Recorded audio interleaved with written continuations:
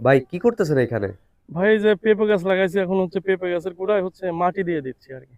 ও আচ্ছা আচ্ছা, এটা কি জাতের পেঁপে গাছ? এটা হচ্ছে গ্রিন লেডি পেঁপে গাছ। এই যে দেখেন, মানে মাটিটা আসলে এই কারণেই দেওয়া হচ্ছে, এই যে যে পেঁপে গাছে কিন্তু অলরেডি ফুল চলে আসছে। হ্যাঁ। অনলি বয়স হচ্ছে 47 দিন, 47 দিনে ফুল চলে আসছে। এখন যদি আমি গোড়ায় মাটি না দেই, তাহলে এই ফুল ফলটা আর কি ওইভাবে থাকবে না, ঝরে পড়ে যাওয়ার সম্ভাবনা আছে। ও আর আচ্ছা। পেঁপে গাছের মাটি এখন হচ্ছে মানে গোড়াটা যত শক্ত হবে তত গাছটা ফলন বেশি দেবে এবং ফুল ফল ভালো থাকবে আর কি। ও, আপনার প্রজেক্টে কতগুলো গাছ লাগানো হয়েছে এই জাতের? টোটাল 200 জাতের গ্রিন লেডি পেঁপে গাছ লাগানো হয়েছে, সাথে মরিচ, বটবটি, তিনটা মানে একসঙ্গে করার চেষ্টা করতেছি যে আসলে হয় কিনা। ও আচ্ছা, আপনার মরিচের গাছের বয়স কতদিন? মরিচ গাছের বয়স হচ্ছে আজ 30 দিন। 30 দিনে ফুল চলে আসছে। যাক আলহামদুলিল্লাহ, তাহলে তো খুবই ভালো হয়েছে। আর পাশে আরেকটা মরিচ গাছের পাশে আরেকটা গাছ দেখতে পারতেছি, হ্যাঁ, এটা ওটা কিসের গাছ? হচ্ছে বটবটি গাছ।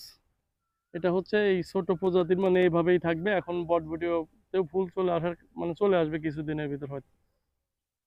ও আচ্ছা, তো এইগুলা মিলেই হচ্ছে আপনার প্রজেক্ট না? জি জি জি। যাক ধন্যবাদ।